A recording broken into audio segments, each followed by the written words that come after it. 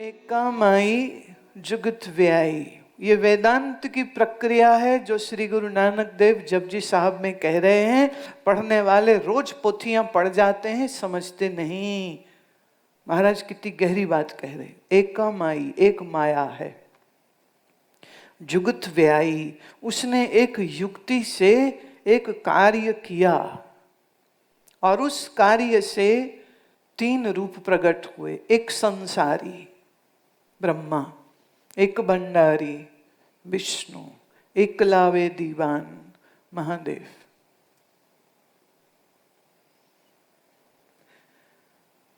किसके आदेश से हुआ? आदेश माने हुक्म। किसका? आद अनील अनाद अनाहत। ख्याल करना, वहां गुरु नानक देव वाहिगुरु शब्द भी नहीं कह रहे। क्या बोल रहे हैं?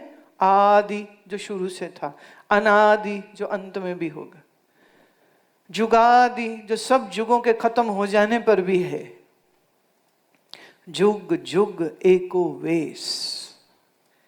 युगों युगों में वो ही है जो सब वेश बना करके आता रहा है। सब वेश किसके?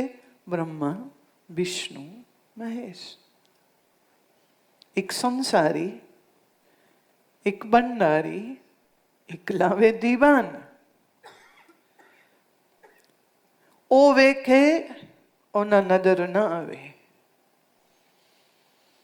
सच्चिदानंद परमात्मा तो इनको देखते हैं। किसको? माया को, ब्रह्मा को, विष्णु को, महेश को। पर ये पलट के उसको नहीं देख सकते। किसको? अनादि अनंत, जिसे कहा आद अनील अनाद अनाहत।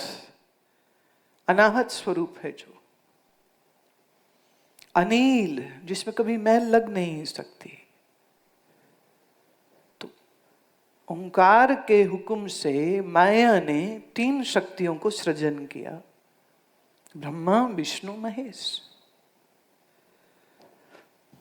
ब्रह्मा मतलब क्रिएशन, जहां से हो रही। So the rules, the principles of the creativity is Brahma. Rules of sustenance is Vishnu, and rules with which the death is happening is Shankar.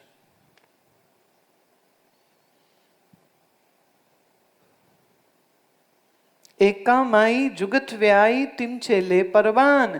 एक संसारी, एक भंडारी, एक लावे दीवान। ओ वेखे उन्ना नजर ना आवे, बोता ए विडान। ये बड़ी हैरानी की बात। एक समय कहते महादेव आंखें बंद करके ध्यानस्थ बैठे थे। पार्वती जी पास, उनकी पत्नी है, वो पास बैठी हैं। वहां मां योगिनी है वो। तो ये योगिनी पूछती है, किसका ध्यान करते हैं आप आंखें बंद करके? महादेव जी आप किसका ध्यान करते हैं, मुझे भी तो बताओ। टू होम यू मेडिटेट, किसका रूप, किसका ध्यान? तो महादेव मुस्कुरा के कहते हैं, आद अनील अनाद अनाहत। देवी मेरे जिस रूप को तू देख रही है ये तो माया रचित है, और जो मेरा स्वरूप है वो तो सच्चित आनंद व्यापक है। तो मैं अपने ही स्वरूप का ध्यान करता। ये कोई मैं अनोखी बात नहीं कह रही। श्रीमद् भागवत पुराण कहती है, ब्रह्मा विष्णु महेश भी एक नहीं हुए हैं, अनेकों हैं। एक ही ब्रह्मांड नहीं है, अनेकों ब्रह्मांड हैं। और साइमल्टेनियस, एक साथ सब अलग अलग ब्रह्मांड के अलग ब्रह्मा विष्णु महेश हैं। करोड़ों विष्णु, अरबों शंकर, अरबों ब्रह्मा। पर सब किससे हो रहे हैं? आद अनील अनाद अनाहत। वही भेष धारण कर रहा है। माया के संग लग के वही हुआ ईश्वर। ये बात बहुत समझने की है। अगर एक बार ना समझ आए तो बार बार सुनो इसको। अनादि अनंत जो है वो है परमात्मा। और उसी परमात्मा के संग जब माया जुड़ी, कैसे? जैसे सूर्य हुआ आकाश में और नीचे तालाब में सूर्य का आभास हो जाए। आभास माने रिफ्लेक्शन। तो एक सूर्य वो, एक हुआ आभास, रिफ्लेक्शन। ऐसे ही माया में ब्रह्म के आभास को कहते हैं ईश्वर, और मन में जो आभास आया उसी को कहते जीव। तो जीव अनेकों हैं, ईश्वर एक है। जीव किससे हुआ? आत्मा से। और ईश्वर किससे हुआ? ब्रह्म से। पर जीव और ईश्वर का एक फर्क है बहुत बड़ा। मैं फिर कह दूं, जीव और ईश्वर एक नहीं है, आत्मा और ब्रह्म एक है। जीव है अविद्या वाला, एक मन बुद्धि वाला। ईश्वर है संपूर्ण माया वाला। जीव अनेक है, ईश्वर एक है। जीव अज्ञानी है, ईश्वर हमेशा ही ज्ञान स्वरूप है। अब वापिस मूल मंत्र को समझें। एक ओंकार किसका लक्षण? ब्रह्म का। सत नाम किसका लक्षण? ब्रह्म का। कर्ता पुरख किसका लक्षण? ब्रह्म का कि ईश्वर का? क्यों? कर्ता किसका? सृष्टि का। सृष्टि का कर्ता कौन? माया वाला होगा कि बिना माया वाला होगा? तो कर्ता पुरख किसका लक्षण? ईश्वर का। निरुपाओ किसका लक्षण? ईश्वर की ब्रह्म। ईश्वर का। ईश्वर और जीव अनेकों हैं। ईश्वर है एक, जीव है अनेक। तो अनेक जीवों से भय हो सकता है या नहीं हो सकता है? तो कहना पड़ा निर्भव है। ब्रह्म में ना जीवत्व है ना ईश्वरत्व है, तो वो किसका, किससे, किसको भय होगा? निर्भव, निर्वैर किसका लक्षण? फिर ईश्वर का। कोई दूसरा होगा तो दुश्मनी होगी। कोई दूसरा, ब्रह्म में कोई दूसरा है ही नहीं।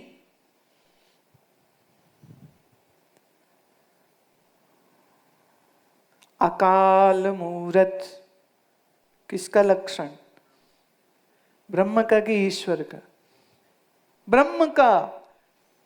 तो अवतार किसके? ईश्वर के। मैं कह चुकी हूं, ईश्वर है एक और ईश्वर है सर्वज्ञ। सर्वज्ञ है, उसको कभी अज्ञान नहीं होता। तो राम है, कृष्ण है, ये किसके अवतार हुए? ईश्वर के।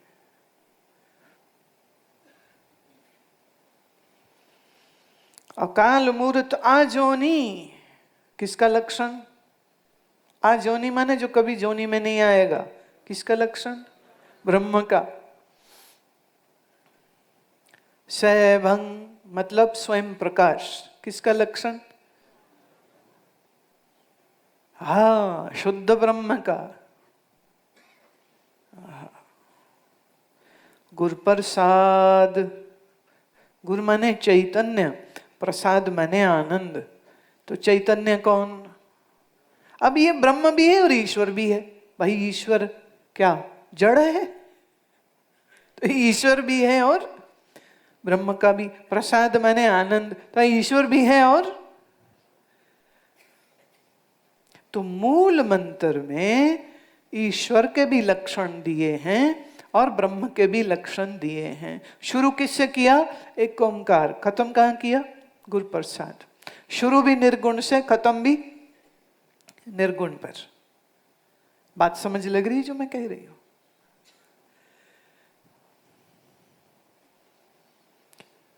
ईश्वर और ब्रह्म,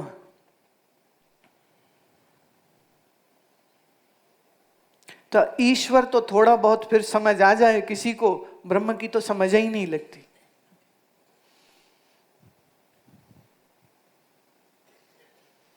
गीता में कृष्ण कहते हैं मैं अव्यक्त हूं, पर संसार मुझे व्यक्ति समझता है। बात पकड़ में आ रही? वो क्यों कह रहे हैं मैं अव्यक्त हूं, पर लोग मुझे व्यक्ति समझते हैं।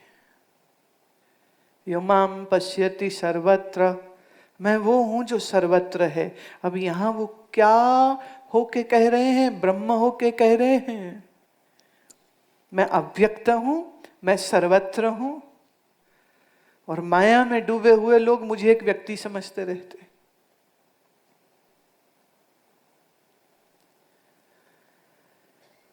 जीव भाव का नाश किए बगैर मैं आत्मा हूं समझ नहीं लगेगी। और आत्मा ही ब्रह्म है। आत्मा जब मैं कह रही हूं तो उसका मतलब क्या? जब मन बुद्धि को हमने हटाया, मन में आए आभास का नाम जीव है, तो हमने जीव को हटाया, मन को हटाया, और पीछे कौन? शुद्ध आत्मा। उसी को हम कहते हैं शुद्ध आत्मा। और अगर ईश्वर किससे हुआ? माया में आभास, रिफ्लेक्शन। तो माया और आभास को अगर हम हटाएं तो पीछे कौन? शुद्ध ब्रह्म। शुद्ध ब्रह्म का कभी जन्म नहीं होता, परमात्मा का कभी जन्म नहीं, क्योंकि जिसका जन्म होगा उसका मरण भी होगा।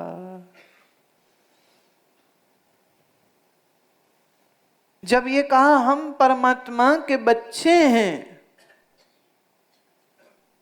तो इस समय ये बच्चा कौन है? ये जीव है।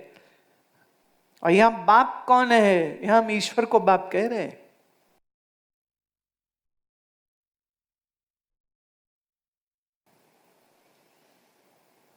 जीव का पिता ईश्वर,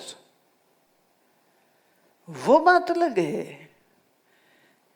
कि ये ईश्वर का ईश्वरत्व ब्रह्म से, चैतन्य से, और जीव का जीवत्व भी बना है आत्म चैतन्य से। तो आत्मा और ब्रह्म एक हैं। एक ने कहा अच्छा आप आत्मा और ब्रह्म की एकता बता रहे हो। मैं कहती हूं बता नहीं रहे हैं, वो है, सिर्फ सुना रहे हैं।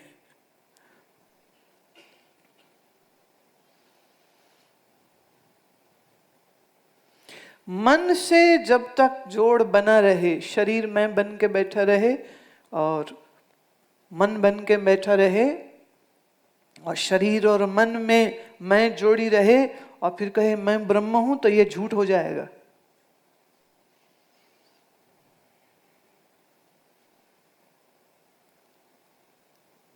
जिस मैं को तुम अभी मैं कह रहे हो वो मैं ब्रह्म नहीं है, वो तो जीवत्व वाली है, वो तो जीव वाली है, वो तो मन वाली है। मन पापी है, पुण्य है, तो जीव को लगता मैं तो पापी हूं, कभी कभी पुण्य कर लेता हूं।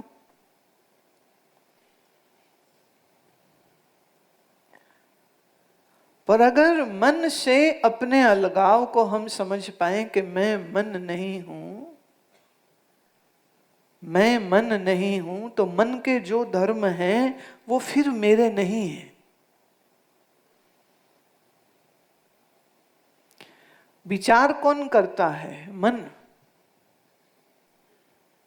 वो कभी सुखी और कभी दुखी कौन होता है? कभी उदास और कभी खुश कौन होता है? मन। मन बदलता रहता है। और इसी वजह से तुमको लगता है कि तुम भी बदलते रहते हो। कभी लगता है मैं दुखी हूं, कभी लगता है मैं सुखी हूं। ये मैं दुखी था कि मन दुखी था तो मन, पर हम समझते क्या है, फील क्या करते? यही तो गलती है।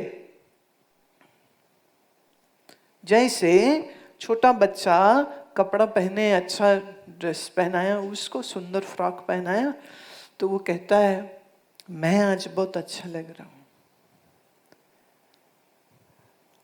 कहना वो क्या चाह रहा है? फ्रॉक अच्छी लग रही, ड्रेस अच्छी लग रही, पर वो बोलता क्या है? ये बच्चा 50 साल का हो गया, हाँ, और अच्छा कोट पैंट पहनता है तो भी क्या बोलता है? मैं अच्छा लग रहा हूं। अक्ल में कोई सुधार नहीं है।